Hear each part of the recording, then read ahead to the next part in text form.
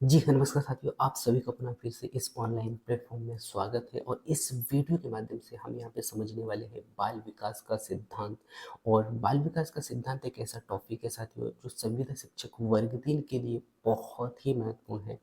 और साथ ही साथ यदि आप सीटेट का एग्ज़ाम देने वाले हो, तो सीटेट के लिए भी काफ़ी महत्वपूर्ण हो सकता है, क्योंकि हम यहाँ पे बाल विकास के सिद्धांत को बहुत ही डिटेल से समझने वाले हैं। और सीडीपी एक ऐसा सब्जेक्ट माना जाता है साथियों जो कि आपको और जो सब्जेक्ट है वो चाहे मैथ्स का पेडागोजी की बात करें या हिंदी पेडागोजी या फिर ईवीएस का पेडागोजी हो या फिर अन्य कोई भी सब्जेक्ट का पेडागोजी हो, उसमें आपको बहुत हेल्प करता है। सो सीडीपी के हर एक टॉपिक को आपको बहुत ही अच्छा से समझना चाहिए, जिससे कि आपको और दूसरे सब्जेक्टों में कोई प्रॉब्लम नहीं होगा, वो पेडागोजी वाले, ठीक है।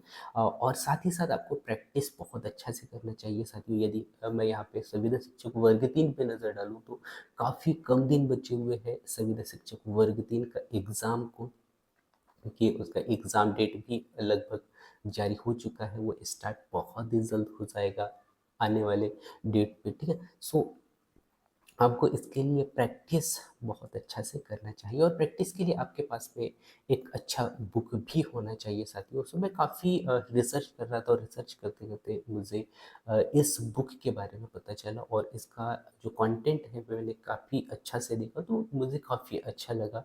और आप भी इस बुक को परचेज कर सकते हैं और ये अभी बुक ऑनलाइन से आप बहुत ही आसानी से जो है खरीद सकते हो, चाहे फ्लिपकार्ट हो या फिर अमेज़न हो, ठीक है। तो उसका लिंक भी मैं इसी वीडियो के डिस्क्रिप्शन में दे दूँगा, सो वहाँ से जाके आप परचेज़ कर सकते हो और आपका प्रैक्टिस जो है आप बहुत अच्छे से कर सकते हैं, ठीक है। अब हम नज़र डालते हैं आज का जो टॉपिक है हमारा बाल विकास का सिद्धांत पे, ठीक है। सो सबसे पहले तो हमें ये समझना होगा साथियों कि बाल विकास के सिद्धांत के अंतर्गत हम क्या-क्या पढ़ेंगे, है ना? सो बाल विकास के सिद्धांत के अंतर्गत बहुत सारे ऐसे सिद्धांत हैं, वो चाहे समान प्रतिमान का सिद्धांत हो या विकास की दिशा का सिद्धांत हो या निरंतरता का सिद्धांत हो, एक-एक सिद्धांतों पे हम नज़र डालेंगे। तो सबसे पहला जो सिद्धांत आता है साथियों हमारा बाल विकास का सिद्धांत में, समान प्रतिमान का सिद्धांत।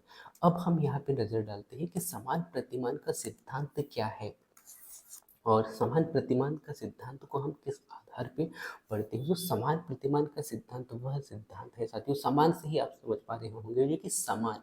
सो प्रत्येक जाति जो है ना अपने जाति के अनुरूप विकास के प्रतिमान का अनुकरण करती है, ठीक है। सो जैसे कि आप यहाँ पे देख पा रहे होंगे, एक दो बालक है या कोई यदि मानव है या कोई बच्चा है, तो वो उसी जाति के अनुरूप अनुकरण करेगा या उसका नकल करेगा, है ना? जैसे यदि हम उदाहरण के तौर पे कोई हाथी का बच्चा को देखते हो, तो हाथी का जो बच्चा है उसके जाति के आधार पे जो हथनी होगी उसी का अनुकरण करेगा, वो जैसे चलेगा या वो जैसे अ, उसके द्वारा व्यवहार उसे दिखेगा, वही नकल या उसी का अनुकरण जो है छोटा जो हाथी का जो बच्चा है वो करता हुआ दिखेगा। उसी प्रकार आपने जो है डॉग को देखा होगा, तो उसके भी जो बच्चे जो होते हैं छोटे, वो उन्हीं के आधार पे उसी के आधार पे अनुकरण करते हैं जो बड़े डॉग होते हैं, ठीक है। तो यहाँ पे क्या है, समान प्रतिमान का सिद्धांत से हमें ये समझना है कि प्रत्येक जाति, वो चाहे कोई भी जानवर हो या कोई कोई अन्य जाति हो, जो कि उसी जाति के अनुरूप अनुकरण करता है या उसका विकास करता है, जो वो देखता है, ठीक है। सो ये आपको यहाँ पे याद रखना है, ठीक है। सो मैं इसको यहाँ पे लिख देता हूँ, जिससे कि आपको याद रहेगा कि क्या, कि समान प्रतिमान का सिद्धांत में आपको ये समझना है कि प्रत्येक जाति अपने जाति के अनुरूप, है ना, प्रत्येक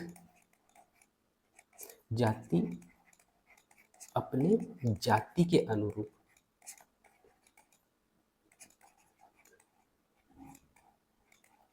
प्रत्येक जाति जो है अपने जाति के अनुरूप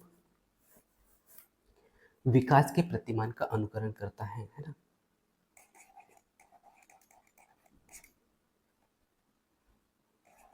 के प्रतिमान का अनुकरण करता है, ये आपको यहाँ पे याद रखना है, ठीक है। और नेक्स्ट अगला जब भी क्लास होगा उसमें मैं ये जो यहाँ पे लिख रहा हूँ इसको टाइप करके ला लूँगा साथियों, जिससे कि आपका समय यहाँ पे बचेगा, ठीक है।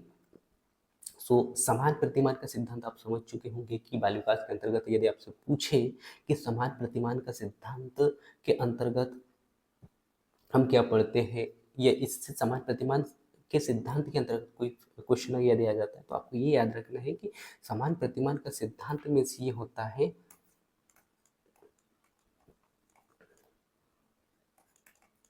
है ना। समान प्रतिमान का सिद्धांत में ये होता है, आपको याद रखना है कि प्रत्येक जाति जो अपने जाति के अनुरूप उसका अनुकरण करता है, ठीक है। ये हो गया। इसके बाद में नेक्स्ट अगला जो सिद्धांत आता है साथियों, वो आता है विकास की दिशा का सिद्धांत। और ये एक ऐसा सिद्धांत है, यदि आप सीटेट का एग्जाम देना चाह रहे होंगे तो यहाँ से क्वेश्चन डायरेक्टली क्वेश्चन पूछे गए हैं, ठीक है। कैसे? सो विकास की दिशा का सिद्धांत जो है वो सामान्यतः दो प्रकार से होता है। कौन सा?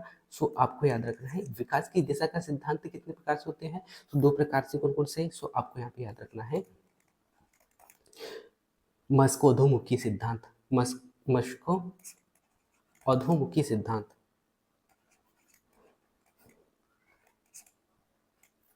मुखी सिद्धांत पहला है, ठीक है। सेकंड आपको यहाँ पे याद रखना है, यहाँ पे सही कर लेना है, ठीक है। मस्को अधोमुखी सिद्धांत। दूसरा सिद्धांत आपको देखने को मिलता है साथियों दुर्मुखी सिद्धांत, है ना। सेकंड आपको यहाँ पे याद रखना है क्या? दुर्भिमुख सिद्धांत। अब मस्कोधुमुखी सिद्धांत को कहा जाता है सेपेलोकोडल, है ना। तो ये इसका यदि आपको इंग्लिश नेम यदि पूछे तो आपको याद रखना है सेपेलोकोडल, ठीक है। और नेक्स्ट अगला दुर्भिमुखी सिद्धांत, ठीक है। इसमें होता क्या साथियों? सो मस्कोधुमुखी, मस्को से आप समझ पा रहे होंगे मस्तिष्क, है ना। सो इसमें बच्चे का जो विकास जो होता है ना साथियों सिर से पैर की ओर होता है ना। बच्चे का जो विकास मस्कोधुमुखी में क्या होता है, सिर से बच्चों का जो विकास जो होता है सिर से पैर की ओर होता है, सिर से पैर की ओर होता है, ठीक है। सो ये आपको यहाँ पे याद रखना है, सिर से कैसा होता है पैर की ओर आपको इसका विकास होता हुआ दिखाई देता है। सो मस्कोधुमुखी के अंतर्गत बच्चों का जो विकास कैसे होता है, सो आपको याद रखना है कि बच्चों का जो विकास होता है मस्तिष्क से या हम कह सकते हैं सिर से पैर की ओर, है ना। सो आपको यहाँ पे याद रखना है मस्तिष्क सिर से पैर की ओर, ठीक है। या आप यहाँ पे लिख सकते हैं मस्तिष्क से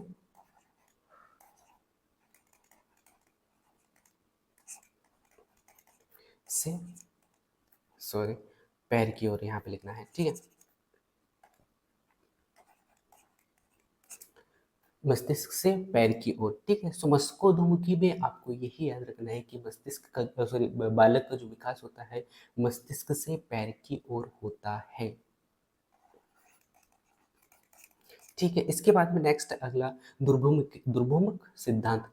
दुर्भिमुख सिद्धांत में आपको याद रखना है इसमें बालक का जो विकास जो होता है साथियों वो मध्य भाग से बाहर की ओर होता है। जैसे मध्य भाग से बाहर की ओर बोले तो मध्य भाग से जैसे पैरों का विकास होगा, उसके बाद में हाथों का विकास होगा, उसके बाद में सिर का विकास होता है ना। सो मध्य भाग से जो स्टार्ट होता है बढ़ना या विकास होना, सो उसे कहा जाता है दुर्भिमुख सिद्धांत, है ना। सो दुर्भिमुख सिद्धांत के अंतर्गत क्या होगा, सो आपको यहाँ पे याद रखना है मध्य से बाहर की ओर, याद रखना है मध्य से बाहर की ओर, ठीक है।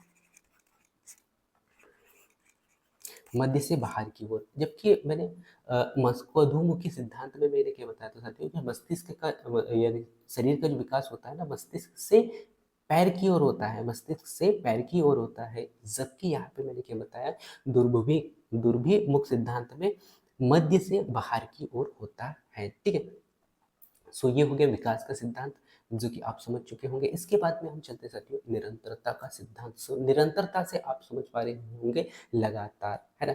सो निरंतरता का सिद्धांत क्या कहलाता है? निरंतरता का सिद्धांत में क्या होता है साथियों कभी ना कभी जो है कभी ना रुकने वाली प्रक्रिया है। विकास कैसा है? एक कभी ना रुकने वाली प्रक्रिया है। विकास को आप सबसे पहले आपको ये याद रखना है विकास कैसा है? कभी ना रुकने वाली प्रक्रिया है, कभी ना रुकने वाली प्रक्रिया है।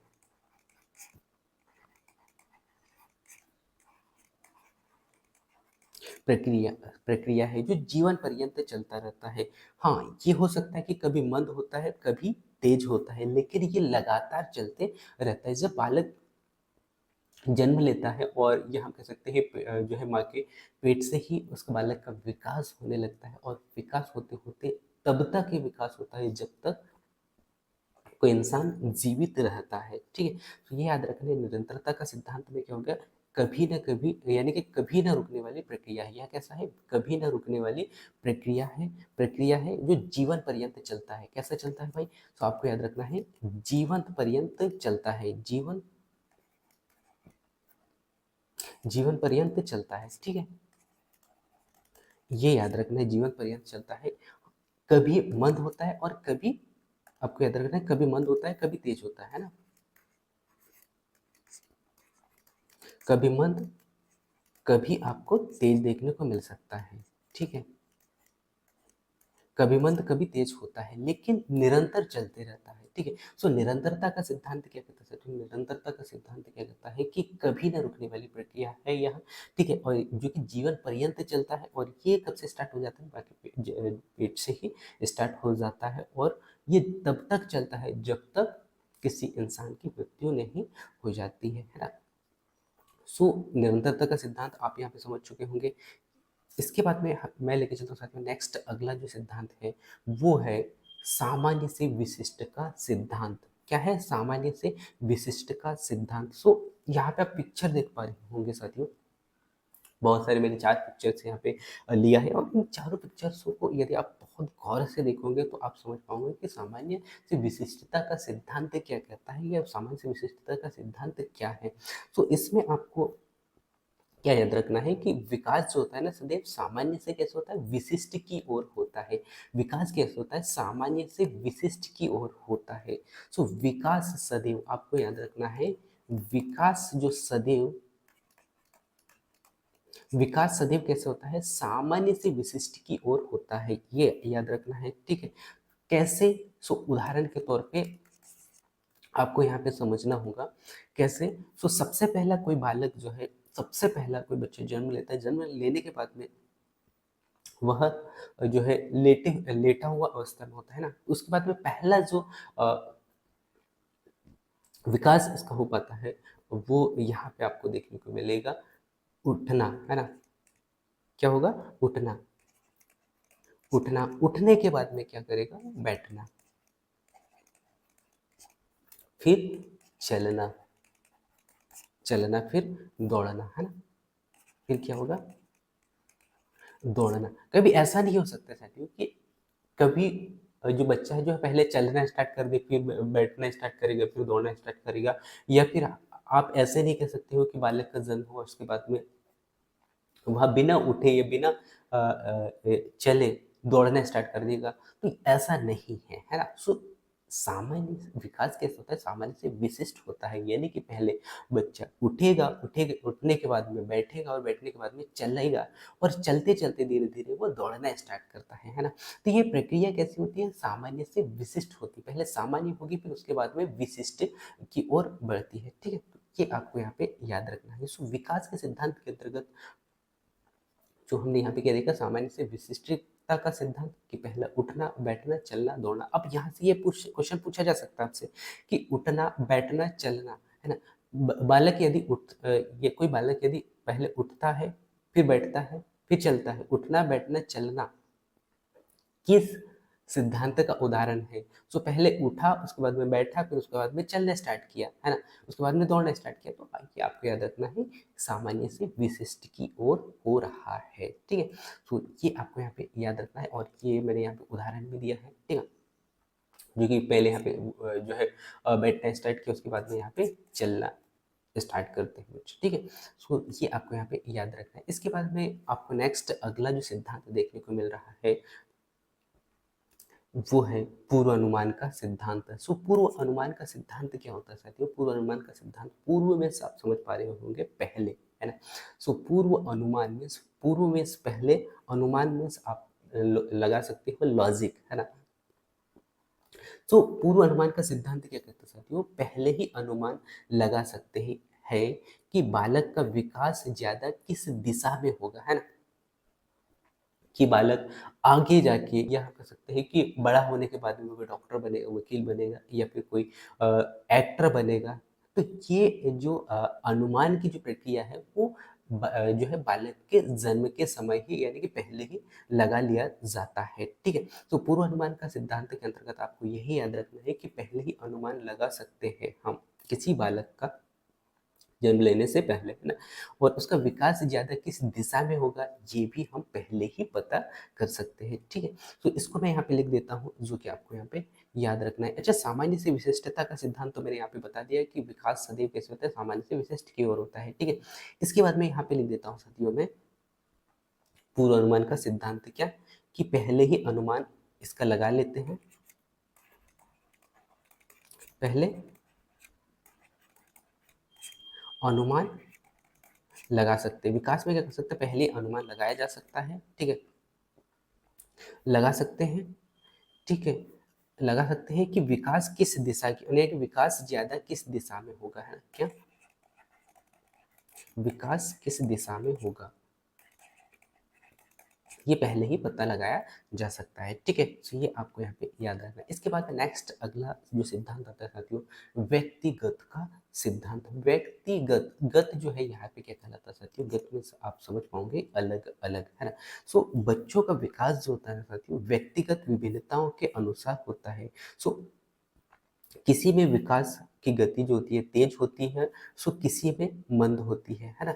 सो ये आपको यहाँ पे याद रखना है कि व्यक्तिगत विकास के सिद्धांत के अंतर्गत जो बच्चों का जो विकास होता है, मैं यहाँ पे आपको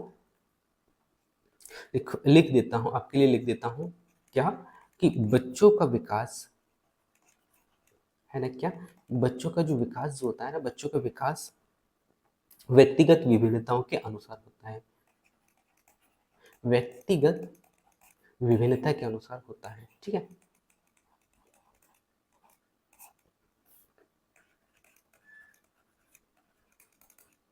व्यक्तिगत विभिन्नता के अनुसार होता है, ये आपको याद रखना है। तभी विकास की जो गति जो होती है ना भाई, विकास की गति कैसी होगी, विकास की गति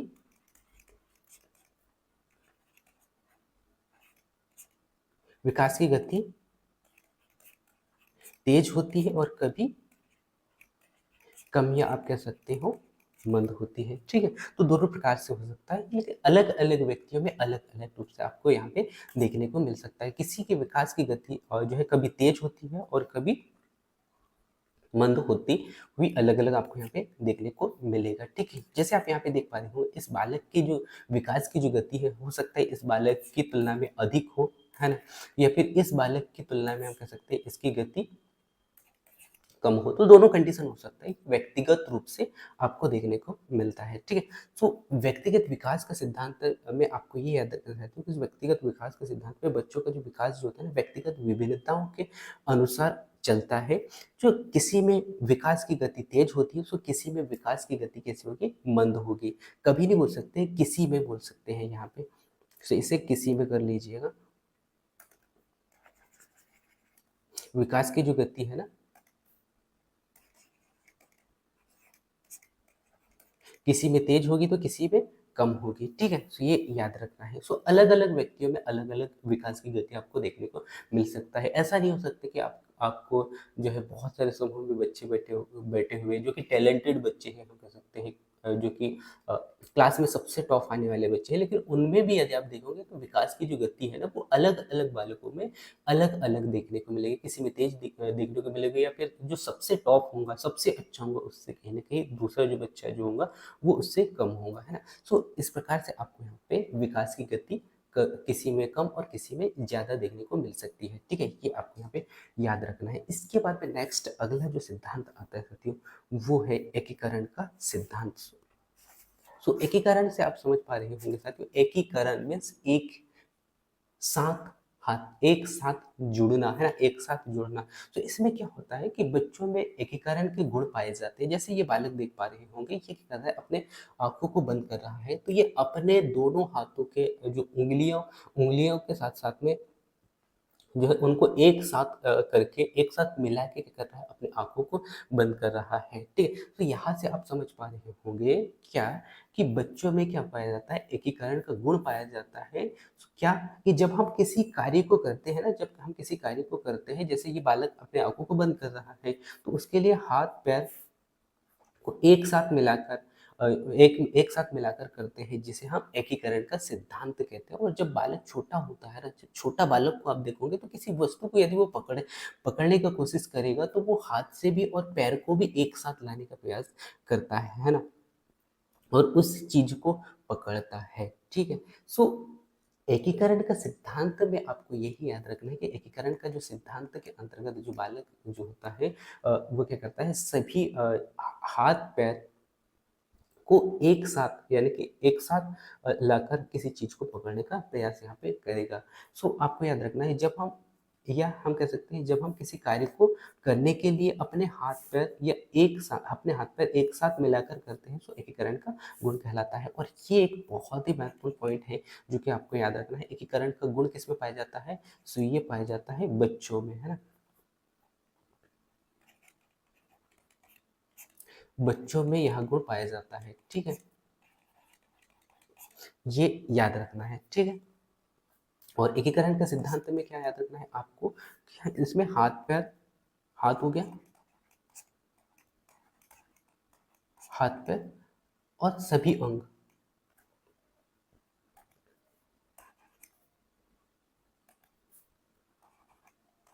हाथ-पैर को एक साथ,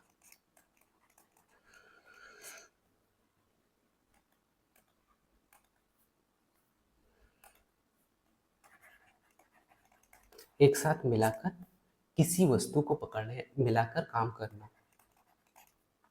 या हम कह सकते हैं मिलाकर पकड़ना, या मिलाकर किसी काम को करना है या किसी कार्य को करना है ना, ये आप कह सकते हो किसी कार्य को करना क्या कहलाता है, एकीकरण का सिद्धांत कहलाता है, ठीक है? सो ये आपको यहाँ पे याद रखना है, ठीक है? इसके बाद में नेक्स्ट अगला जो सिद्धांत आता है साथियों, वो सिद्धांत है वर्तुलाकार बनाम रेखीय प्रगति का सिद्धांत, ठीक है? तो ये क्या कहलाता है, वर्तुलाकार वर्तुलाकार बनाम रेखीय प्रगति का सिद्धांत। तो इसमें क्या होता है, रेखीय रेखीय से आप समझ पा रहे होंगे, रेखीय मीन्स सीधा, है ना? रेखीय मीन्स कैसा हो गया, सीधा एक रेखा, ठीक है? सो इसमें क्या होता है, सीधी रेखा में नहीं होता है, वर्तुलाकार बनाम वर्तुलाकार लाकार, है ना? तो यहाँ पे क्या है, आ रहा है, मतलब आपको ये याद रखना है कि वर्तुलाकार बनाम यानी कि, या फिर हम कह सकते हैं रेखीय प्रगति का सिद्धांत, जो कि इसमें याद रखना है कि सीधी रेखा में विकास जो होता है ना, सीधी रेखा में नहीं होता है, वर्तुलाकार होता है, जो कि कभी कभी तेज, कभी सॉरी हम कह सकते हैं कभी धीमा कभी तेज हो सकता है। सो विकास कैसे होता है, सो विकास आपको याद रखना है, विकास जो होता है कभी तेज, कभी कम। सो जब आप देखते हो साथियों, बच्चों का जो शुरू स्टार्ट में जब बच्चा 2 से 3 वर्ष का होता है, तो उसमें जिज्ञासा ज़्यादा होती है, वो सीखने की क्षमता ज़्यादा होती है, और हर एक चीज़ को जानने के जिज्ञासु ज़्यादा होते हैं वो, है ना? तो उनमें क्या होता है, सीखने की जो क्षमता है, विकास की जो क्षमता धीरे-धीरे बढ़ने लगती है, या हम कह सकते हैं काफ़ी हद तक तेज होती है। लेकिन कोई व्यक्ति जो है 60 से 70 साल का हो गया है, बूढ़ा हो गया है, और उसमें यदि हम देखें तो उसमें किसी चीज़ को सीखने की जो क्षमता है वो कुछ हद तक कम हो जाती है। सो हम यहाँ पे कह सकते हैं कि विकास की गति, हम ये नहीं कह सकते कि एकदम लगातार, कि जैसे किसी बच्चे का जो विकास जो है, या हम कह सकते हैं किसी व्यक्ति का विकास जो है जैसे 17 साल या 18 साल में जो विकास की जो गति थी, सीखने की जो गति थी, वो काफ़ी अच्छी थी, तो वो 60 से 70 साल, या हम कह सकते हैं 80 साल में भी जो सीखने की गति वही होगी, ये नहीं हो सकता, है ना? तो विकास की गति कभी कम होती है और कभी ज़्यादा होती है, एक समान नहीं रहती है, ठीक है? सो विकास की गति कैसी होती है, समान एक समान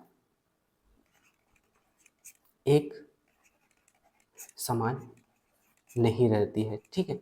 ये आपको याद रखना है। सो विकास की गति कैसे साथियों? सो विकास की गति कभी तेज होती है, कभी मंद होती है, एक रेखा में नहीं होती। सो यहाँ से क्वेश्चन पिछले बार डायरेक्टली क्वेश्चन पूछा गया था कि जो विकास की गति रेखीय गति है या नहीं है ना? सो विकास की गति रेखीय गति नहीं है, वर्तुलाकार है। कैसा है? वर्तुलाकार है भाई, कभी कम होता है, कभी ज्यादा होता है, ठीक है, जो कि एक दिशा में नहीं चलता है, ठीक है। तो ये आपको यहाँ पे याद रखना है, ठीक है। इसमें कंफ्यूज नहीं होना चाहिए, क्योंकि वर्तुलाकार जो गति सॉरी विकास की जो गति होती है वर्तुलाकार होती है, जो कि रेखीय गति नहीं होती है, ठीक है। तो ये आप यहाँ पे याद रखोगे, ठीक है। जिसमें कि आप यहाँ पे देख भी पा रहे होंगे कि ये जो बालक है, इसमें विकास की जो गति है काफ़ी हद तक हम मान सकते हैं कि बहुत अच्छा होगा।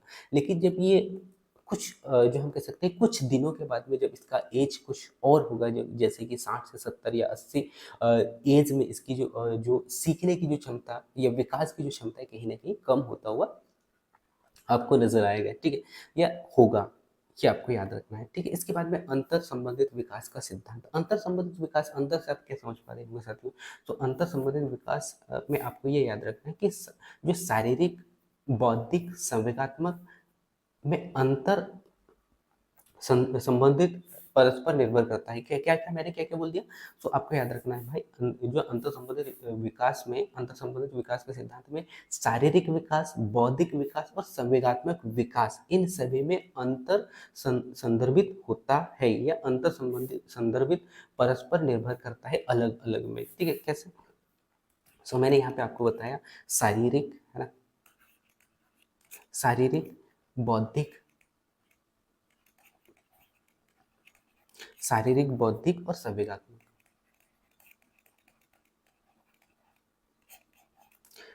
संवेगात्मक रूप से क्या पाया जाता है? यहाँ पे अंतर संबंधित होता है, ठीक है।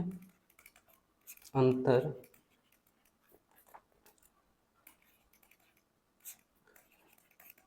अंतर संबंधित होता है, ठीक है, जो कि परस्पर निर्भर करता है।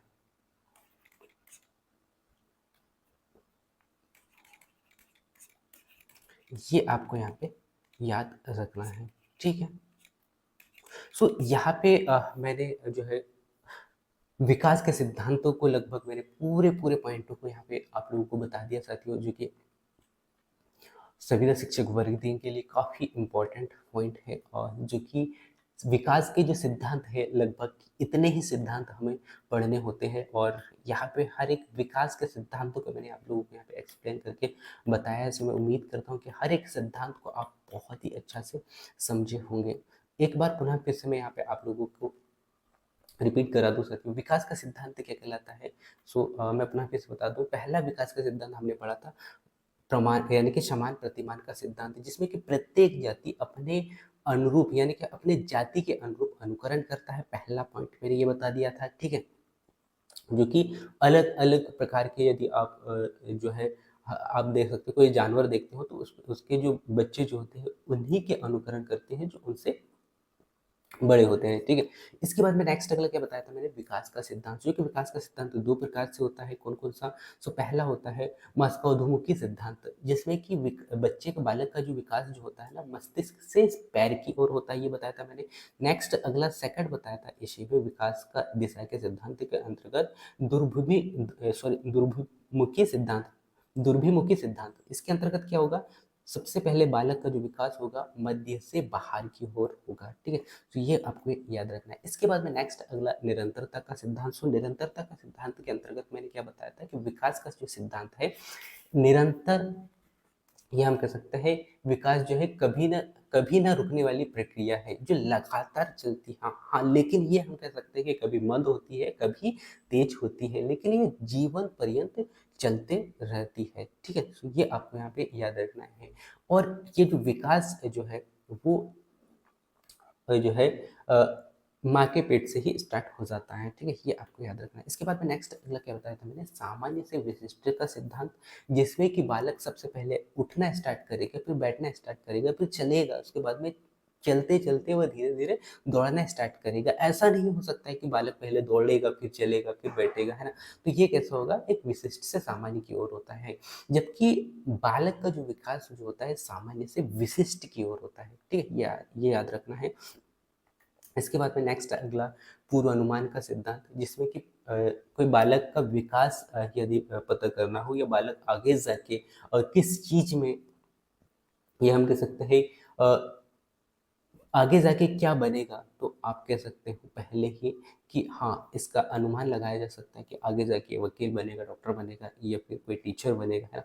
तो ये पहले ही पता लगाया जा सकता है, ठीक है? व्यक्तिगत सिद्धांत, व्यक्तिगतता का सिद्धांत इसमें क्या है कि बच्चों का जो विकास जो होता है व्यक्तिगत विभिन्नताओं के अनुसार होता है, कि किसी व्यक्ति में या किसी बालक में विकास जो है तेजी से होता है, और किसी बालक में मंद हो सकता है, एक समान विकास नहीं होगा, ठीक है?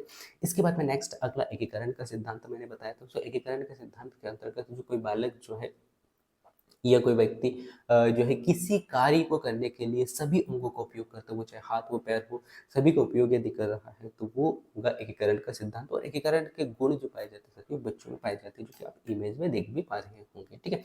इसके बाद में वर्तुलाकार बनाम रेखीय प्रगति का सिद्धांत, जिसमें कि विकास कभी तेज होता है, कभी मंद होता है। आप ये नहीं कह सकते हो कि विकास जो है लगातार उसका जो स्पीड है वो एक ही जैसा नहीं रहेगा, ठीक है? तो ये आपको याद रखना है, ठीक है? इसके बाद में अंतर संबंधित विकास का सिद्धांत मैंने आपको बताया, जो अंतर संबंधित विकास के सिद्धांत के अंतर्गत इसमें जो बौद्धिक हो, शारीरिक, बौद्धिक और संवेगात्मक विकास में दोनों में अंतर संबंधित होते हैं। ये तीनों अलग अलग अंतर संबंधित होते हैं, जो परस्पर क्रिया, जिनमें परस्पर क्या किया जाता है, इसमें परस्पर क्रिया किया जाता है, ठीक है? या परस्पर निर्भर रहते हैं, इन तीनों में परस्पर निर्भर रहते हैं ये, ठीक है? निर्भर आपको यहाँ पे लिख लेना है, जो कि आप कंफ्यूज हो सकते हैं, ठीक है? सो ये था साथियों विकास का सिद्धांत, और यहाँ पे हमने लगभग सभी सिद्धांतों पे चर्चा कर लिया है। सो मैं उम्मीद करता हूँ कि यह क्लास आपको काफ़ी अच्छा लगा होगा, और इसका पीडीएफ जो है इसी वीडियो के डिस्क्रिप्शन में मिल जाएगा, सो वहाँ से जाके आप डाउनलोड कर सकते हैं। और पुनः फिर से मैं आपको बता दूँ कि यदि आप एक बहुत अच्छा बुक परचेज करना चाहते हो प्रैक्टिस के लिए, तो जो मैंने यहाँ पे बुक दिखाने का प्रयास किया है, उससे जो है आप ले सकते हैं, जो कि चक्षु प्रकाशन द्वारा ये प्रकाशित किया गया है, और इसका जो लिंक है इसी वीडियो के डिस्क्रिप्शन में मिल जाएगा, सो वहाँ से जाके आप देख सकते हैं, ठीक है? So thank you for watching. मिलते हैं नेक्स्ट अगली क्लास में, तब तक जय हिंद।